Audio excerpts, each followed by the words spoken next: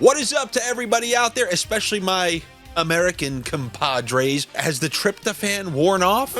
What time did you fall asleep? I mean, you've had turkey sandwiches in March, July, you never got tired. But when you eat on Thanksgiving, the tryptophan kicks in and you can hardly keep your eyes awake for the night game. But maybe it was a good thing. Maybe the tryptophan acted like some melatonin. You got to bed early and then you woke up at 10 a.m. saying, oh my God, we got NHL games at 12, 1, 2. What? Is today a holiday? Well, it's one of those unofficial holidays. It's Black Friday. Sounds like a scam. Where people try to claim to you that some Samsung 60-inch TV from 7 seasons ago they put the fake slash through it. It's a big scam. On Black Friday, you're never going to find actual deals unless you're watching this video. How do you like that for a little transition? Where I will always give you guys the best deals on player props that will absolutely work in the long run, and it's the smartest thing to do in the long run, but every once in a while, the roulette ball won't land on the pegs that you need them to, like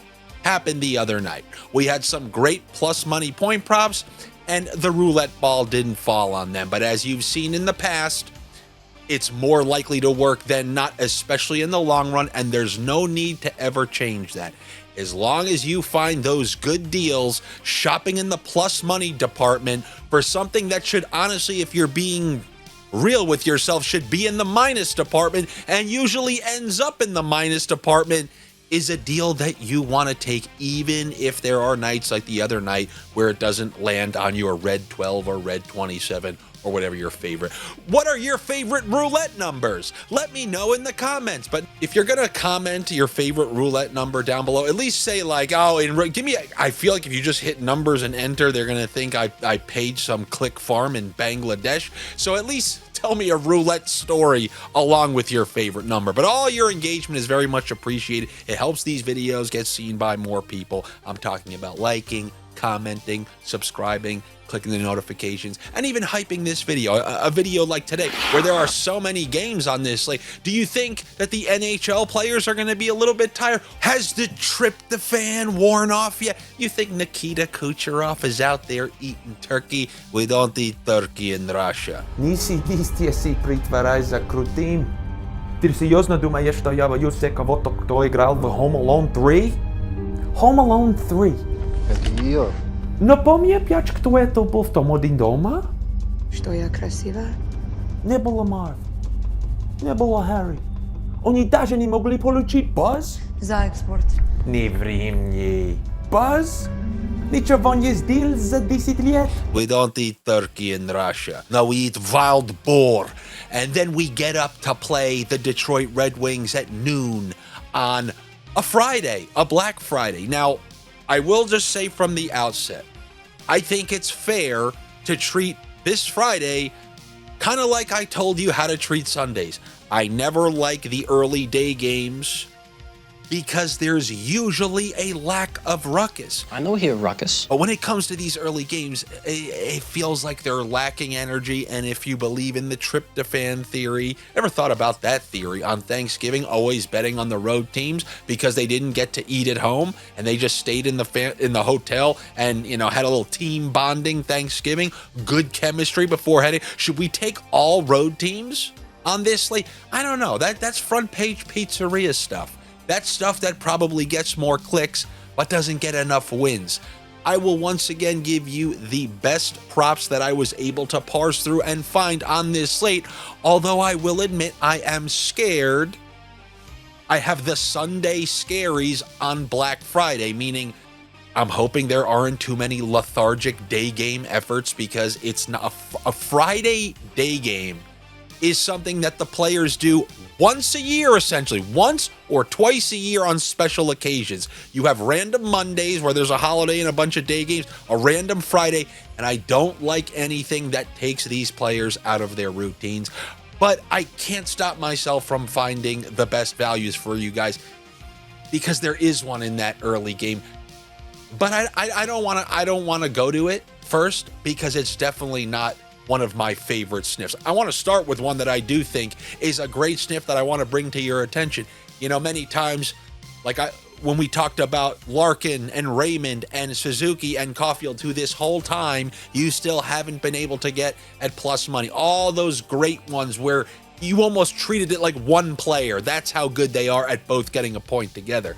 Well, there's one that dipped into a territory that's just, it's too good to simply pass up on, and that's the Utah Phoenix Arizona Coyotes duo of Clayton Keller and Nick Schmaltz. When they're coming in close to plus 200, I mean, they're one of the duos you really just don't pass up on when you see a price like that. And I know they're in a stretch where they haven't been clicking a lot, but I watched that last game, and Dobish made a bunch of saves. Keller and Schmaltz were all over the ice, and Dallas was on a little mini road trip, and you know how it goes in their team's first game home. They're usually a little bit slower. They got home, and then they ate the tryptophan yesterday. Meanwhile, Utah had a tough loss against the Montreal Canadiens. Close game, 4-3 loss. Now they're going to Dallas. I would not be surprised if Keller and Schmaltz find themselves on the score sheet. And any game that's a later game on this slate is one that I'm going to be more confident taking any sort of player props in. So you give me Clayton Keller and Nick Schmaltz both for a point. And one more thing that I wanted to mention about this slate, obviously I have to give you guys this before I see any morning skates or anything like that. I want to give it to you with as much time as possible. That typically is the case. So when looking at this slate, you got to realize there's very little information to go off. There weren't a ton of practice reports yesterday. The beat writers are at home on Thanksgiving. So really, you kind of got to take the knowledge from 2 nights ago and just know which ones are the best odds of sticking. You don't start messing with lines on teams that got shut out, that got blown out, because they can blow up the lines. But when you see a team like the Montreal Canadiens go into Utah, pull out a nice win. They came from up 2-0, down 3-2 because of their, defense that I always tell you about. But then they ended up coming back, winning 4-3. And they didn't break up that top line that's been around for 3 games. Cole Caulfield, Nick Suzuki, those same 2 guys who I told you can't get for plus 105 for a point.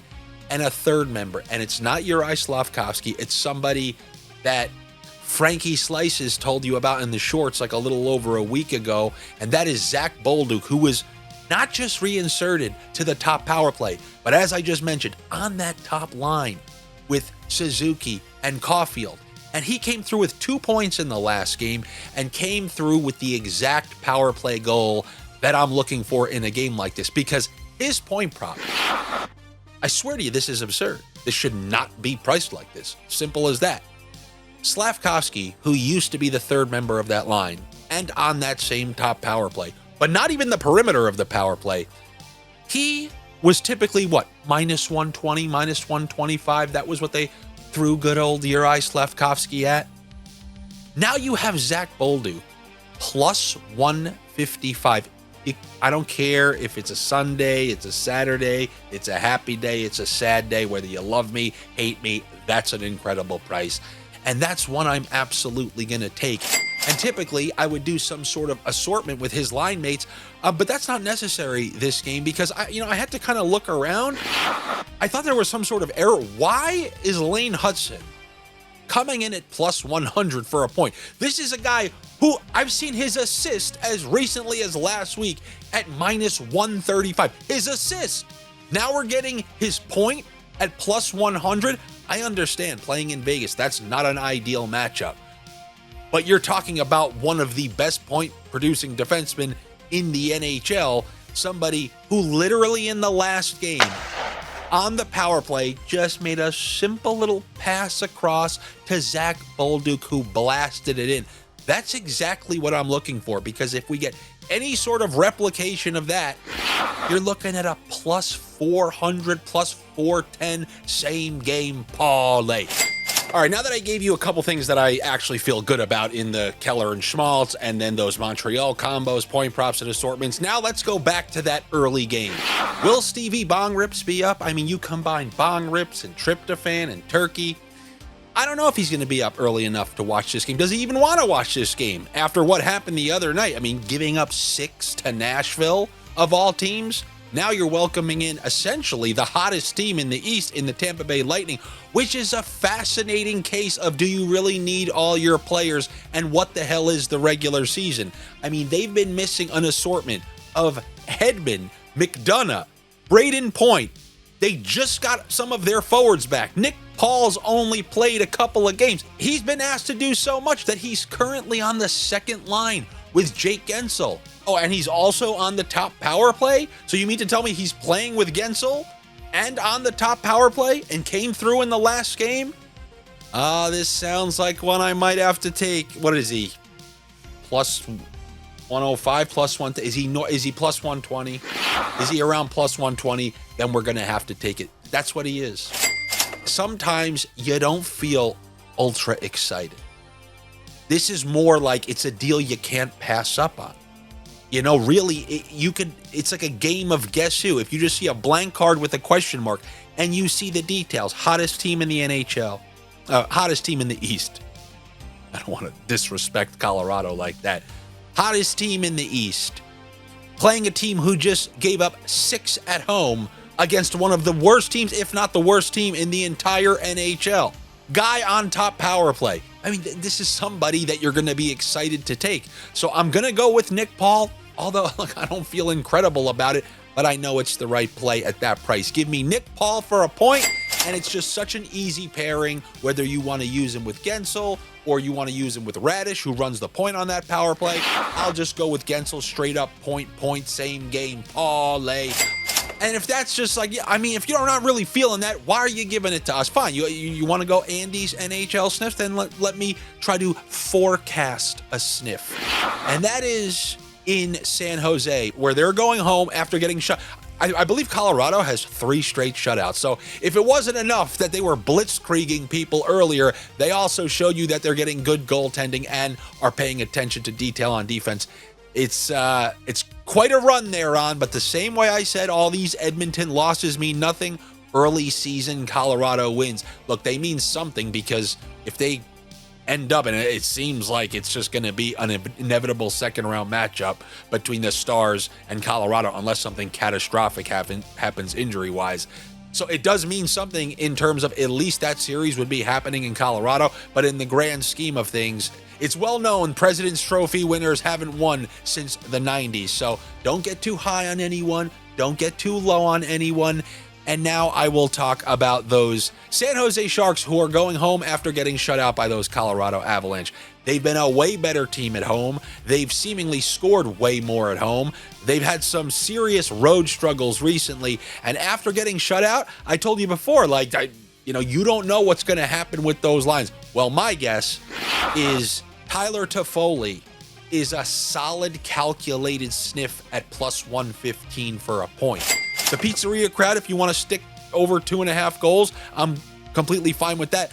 But my prediction is that Tyler Toffoli, they go back to that line of Toffoli, Will Smith, Celebrini, or maybe even from last year, Eklund, Celebrini, Tyler Toffoli. I think they're going to put Toffoli with Celebrini. And if you see that pregame, you can take both of them or some sort of combo. But for now, I'm just telling you, my sniff, Tyler Toffoli for a point.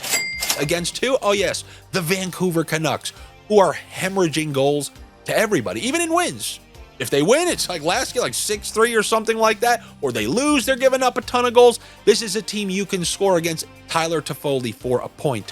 If I got to take a donkey line on the night, you never feel great about most of these, but I will take the St. Louis Blues. It's basically 110 on both sides against the Ottawa Senators. I feel like people will want to take the Senators in this spot.